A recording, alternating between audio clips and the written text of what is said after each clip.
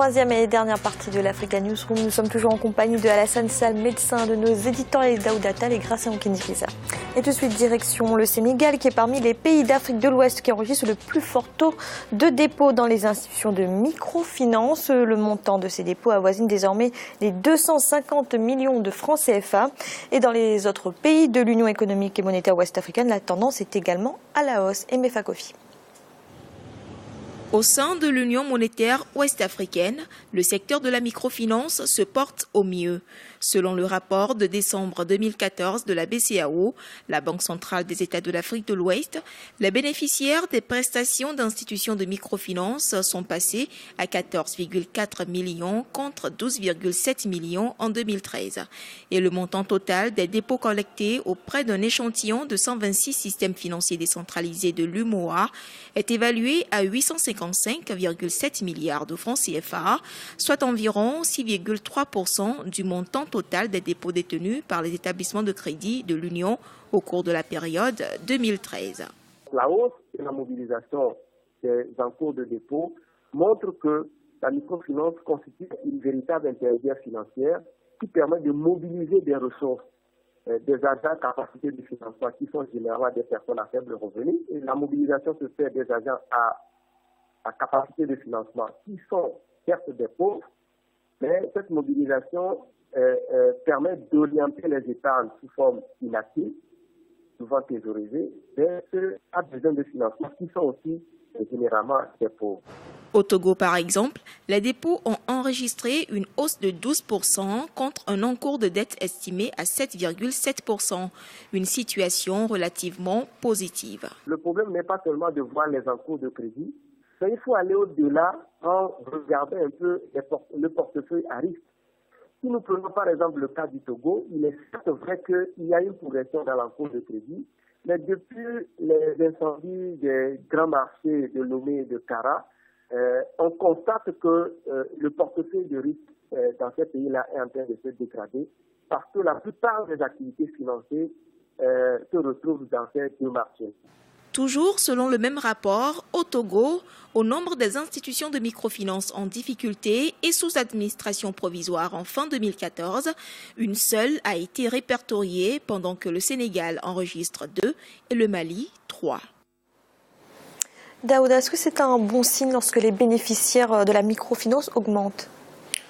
C'est un bon signe, oui, ça montre de toute façon qu'il y a un dynamisme économique également. Donc le système bancaire, c'est un élément qui permet aussi de mesurer un petit peu le dynamisme économique. Après, est-ce que c'est un bon signe pour ces emprunteurs ? Bon, ça, la question est discutable, étant donné les taux très élevés que pratiquent les institutions de microfinance en règle générale. Donc, et c'est là-dessus qu'il faut jouer. Je pense qu'il faut aussi que les politiques prennent leurs responsabilités et disent à ces institutions de microfinance que vous êtes là pour le développement, puisque d'un point de vue purement idéologique, la microfinance, c'est pour appuyer les petites entreprises, contribuer au développement. Avec Mohamed Younous au Bangladesh, initiateur de ce phénomène, ça a bien marché en Asie du Sud-Est. Mais en Afrique, les taux sont très élevés et parfois plus élevés que les taux appliqués par les banques classiques. Donc ça, pour moi, on ne peut pas vouloir aider un jeune entrepreneur ou quelqu'un qui a une petite entreprise à vouloir se développer et à la fois lui appliquer des taux de remboursement très élevés de façon à l'étrangler un petit peu. Donc ça, il faut que les États africains prennent leurs responsabilités pour essayer quand même en tout cas de réglementer le secteur davantage, puisque 6% des dépôts, comme on l'a vu au Sénégal, une augmentation de 12% au Togo, c'est quand même impressionnant. Donc c'est une manne financière que captent ces institutions de microcrédit. Il faut qu'elles arrivent à redistribuer à des taux quand même intéressants pour que ces entreprises puissent travailler et rembourser comme il faut sans pour autant mettre la clé à la porte alors qu'on était là à la base pour les aider. Gracien, que vous inspire cette hausse des bénéficiaires de la microfinance? Est-ce que vous partagez les réserves de Daouda? Je les partage encore plus parce que pour moi, la hausse des microfinances en Afrique, ce n'est pas un bon signe. Cela démontre que les banques n'arrivent pas vraiment à s'implanter au niveau des couches parce que dans les pays développés, les pays émergents, il doit y avoir, les banques doivent être présentes, non pas les microfinances, les banques qui sont bien organisées, qui financent l'économie, y compris les petits entrepreneurs. Si on a toujours les microfinances, on peut se dire que c'est toujours précaire. Les microfinances ne peuvent pas accompagner la croissance de l'Afrique. Daouda a parlé de Mohamed Younous, tout ce qui a été fait en Inde.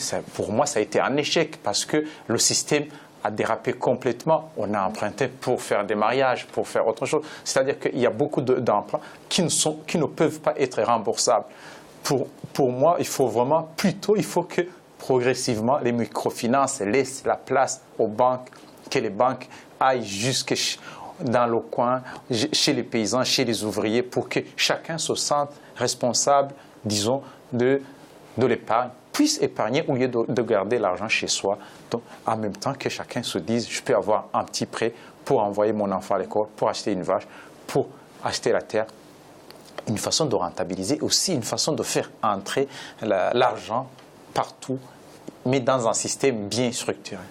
Alors Daouda, justement, la question c'est comment faire passer ces bénéficiaires de la microfinance aux banques traditionnelles.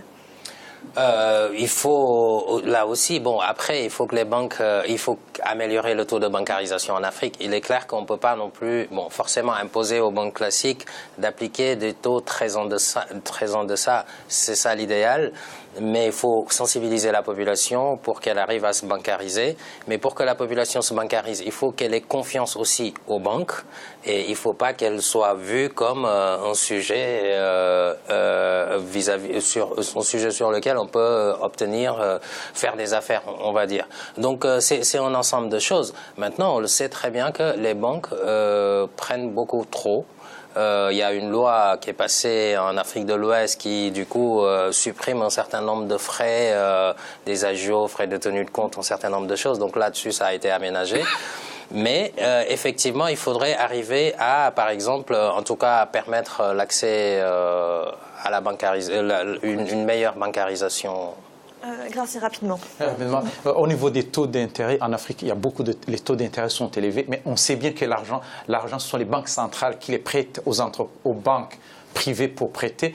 On peut prêter, les banques centrales peuvent décréter, disons, baisser, arriver jusqu'à 2% pour que les banques prêtent à 3 à 4, au lieu de prêter à 15% pour que les autres banques prêtent à 20%. Et ce qui est étonnant, c'est que l'Afrique de l'Ouest, par exemple, et l'Afrique centrale, qui prêtent à des taux, disons, élevés, alors que c'est franc CFA arrimé sur l'ancien franc français, c'est pas à l'euro. Bon, c'est un peu un mystère encore. Et on est à 1%, 2% des taux d'intérêt qui sont pratiqués en Europe. Pourquoi le franc CFA ne pourrait pas s'aligner sur ces taux pour qu'ils arrivent à prêter à 2 à 3% à la population? Merci. Dans l'actualité également, l'Afrique de l'Ouest peine encore à s'imposer sur le marché international du chocolat. Pourtant, c'est bien de là que partent les plus gros convois de fèves de cacao. Certains entrepreneurs sont donc lancés dans la fabrication locale du chocolat. Aimé Fakofi. Voici les fameuses graines très prisées par les chocolatiers. Ces graines séchées, fermentées, torréfiées et broyées donnent une pâte de cacao à base de laquelle plusieurs saveurs de chocolat peuvent être fabriquées. C'est la tâche que s'est d'ailleurs assignée Ahmed. Il réalise un chiffre d'affaires mensuel allant de 4 000 à 6 000 $. L'objectif du jeune entrepreneur est de devenir un concurrent potentiel sur le marché international. Le chocolat est vendu beaucoup plus cher en Afrique par les sociétés étrangères. Le cacao acheté par ces sociétés, au lieu de le faire sortir de l'Afrique, pourrait y demeurer. Par contre, nous pourrions faire venir les compétences pour que le chocolat soit transformé localement. La vision du jeune Ahmed est certes louable, mais cela ne suffit pas pour concurrencer le marché international de la chocolaterie. Il s'agit, à mon sens, de voir quel marché on cible. Parce que si on est des Africains que nous voulons faire du chocolat, il faut concurrencer les Européens, pour faire du chocolat de luxe, moi je dirais que ça va être beaucoup difficile, que ces entreprises puissent réussir. Plusieurs types de chocolat sont proposés, le chocolat fondant, le chocolat au lait et le chocolat blanc. Une certaine innovation intéresse également les consommateurs. Vous pouvez faire inscrire un message sur le chocolat. Il vous suffit de passer une commande et vous serez livré. Leurs chocolats sont différents et faits sur mesure. L'Afrique subsaharienne enregistre une hausse de la consommation de chocolat. En Afrique du Sud, le plus grand marché du continent, les ventes sont passées à 6,4 milliards de rentes en 2014 contre 5,8 milliards en 2013. Gracien, que pensez-vous de ces jeunes entrepreneurs qui se lancent dans la transformation locale du chocolat? C'est une bonne chose parce que le chocolat, on produit le cacao en Afrique, on l'envoie en Europe, il est transformé, ça revient en tant que chocolat, on mange le chocolat. Mais finalement, on peut faire tout. On produit, on transforme et en même temps on commercialise. C'est une bonne chose et en même temps, ça serait très bien si on habituait les Africains à manger le chocolat. Encore, manger un chocolat qui est moins cher, de bonne qualité, parce qu'on sait bien que la main-d'œuvre ne coûte pas cher. On réduit les coûts de revient de production de ce chocolat et puis il devient accessible à tout le monde. Alassane Sall, votre réaction sur la transformation locale du chocolat en Afrique de l'Ouest? Honnêtement, je tire mon chapeau pour cette initiative, puisque toutes les matières premières en Afrique, on doit pouvoir les transformer chez nous. C'est là où il y a un plus-value. Ça ne sert à rien. On a vécu l'expérience depuis l'indépendance jusqu'à présent. Tout est envoyé à l'étranger. On nous renvoie les choses manufacturées qui coûtent 3 fois, 4 fois plus cher. Le pauvre paysan qui a produit cela n'y gagne pas grand-chose.